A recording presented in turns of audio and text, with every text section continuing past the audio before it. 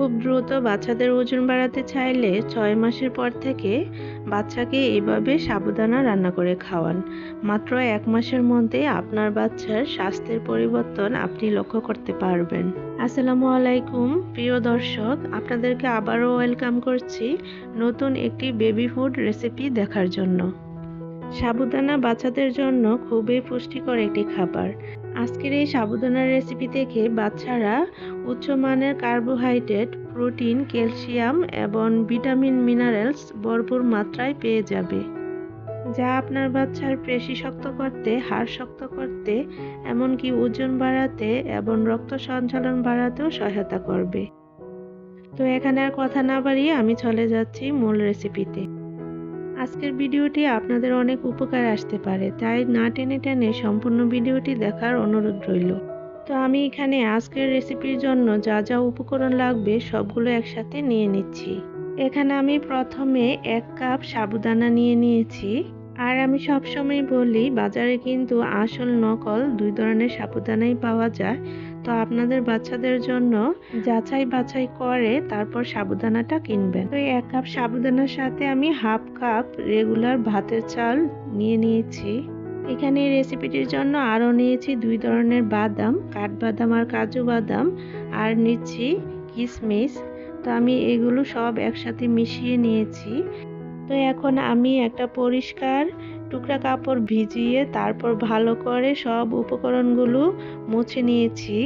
এই উপকরণগুলো ভালো করে পরিষ্কার করে নেওয়া কিন্তু খুব জরুরি, কারণ এটা বাচ্চাদের খাবার, আর বাচ্চাদের খাবার তৈরি করার আগে খুব ভালো করে সবকিছু পরিষ্কার করে নিতে হবে।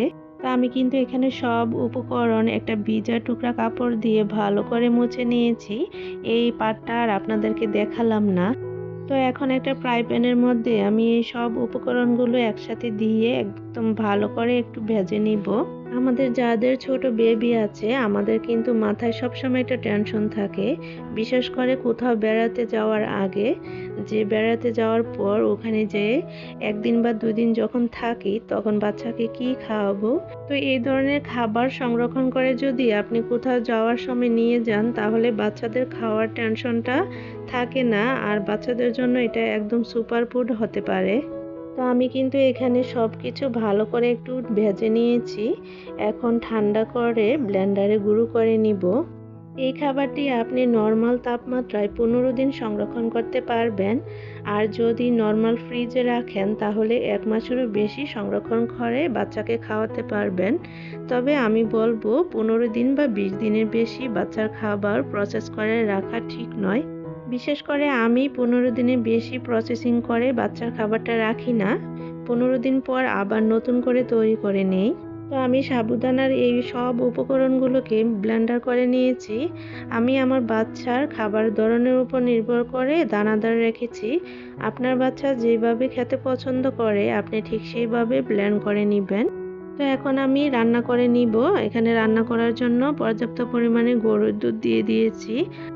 এখন আমি ব্লেন্ড করা সাবুদানার গুঁড়োটাকে দিয়ে দিব ২ চামচ পরিমাণের। এটা রান্না করতে কিন্তু খুব বেশি একটা সময় লাগে না। আপনি যদি সবগুলো উপকরণ এভাবে গুঁড়ো করে রেখে দেন তাহলে ঝটপট কিন্তু বাচ্চাকে রান্না করে খাওয়াতে পারবেন। তো এখানে সুন্দর একটা ফ্লেভারের জন্য আমি একটা এলাচ দিয়ে দিয়েছি। আচ্ছা, এখানে একটা কথা বলে নিচ্ছি, আপনার বাচ্চার বয়স যদি ১ বছরের নিচে হয় তাহলে কিন্তু আপনি এখানে গরুর দুধের পরিবর্তে বিশুদ্ধ খাবার পানি দিয়ে রান্নাটা করে নেবেন। আর যদি আপনার বাচ্চা ফর্মুলা দুধ খায় তাহলে বিশুদ্ধ পানি দিয়ে খাবারটা রান্না করার পর একটু ফর্মুলা দুধ অ্যাড করে দিতে পারবেন। এই খাবারে যেহেতু আমি কিশমিশ ব্যবহার করেছি, তাই মিষ্টি হওয়ার জন্য আলাদা করে আমি চিনি বা তাল মিশ্রি ব্যবহার করিনি। এই তো খাবারটি কিন্তু রান্না করা হয়ে গেছে। আমি এখন এমন ঘনত্ব রেখে উঠিয়ে নিয়েছি। এখন রান্না করার সময় যে আমি এলাচটা দিয়েছিলাম, এই এলাচটা এখন উঠিয়ে নিচ্ছি। এই তো তৈরি হয়ে গেল বাচ্চাদের জন্য খুবই স্বাস্থ্যকর, পুষ্টিকর এবং ক্যালোরি বহুল সাবুদানার পায়েস। সাবুদানার এই পায়েসে আমি যেহেতু বাদাম আর কিশমিশ ব্যবহার করেছি, এই বাদাম আর কিশমিশ বাচ্চাদের জন্য খুবই সুপার ফুড একটি খাবার। বাদামে রয়েছে স্বাস্থ্যকর ফ্যাট, প্রোটিন, ভিটামিন, যা বাচ্চার ব্রেন ডেভেলপমেন্ট করতে সহায়তা করে। আর কিশমিশে রয়েছে প্রাকৃতিক চিনি, আয়রন, যা বাচ্চার কোষ্ঠকাঠিন্য দূর করে, হিমোগ্লোবিন বাড়াতে সহায়তা করে। আজকের এই বেবি ফুড রেসিপিটি আপনাদের কেমন লেগেছে? যদি ভালো লাগে থাকে তাহলে প্লিজ একটা লাইক দিয়ে দিবেন, আর যাওয়ার আগে সুন্দর একটা কমেন্ট রেখে যাবেন। তো আজ এই পর্যন্তই, সবাইকে অসংখ্য ধন্যবাদ।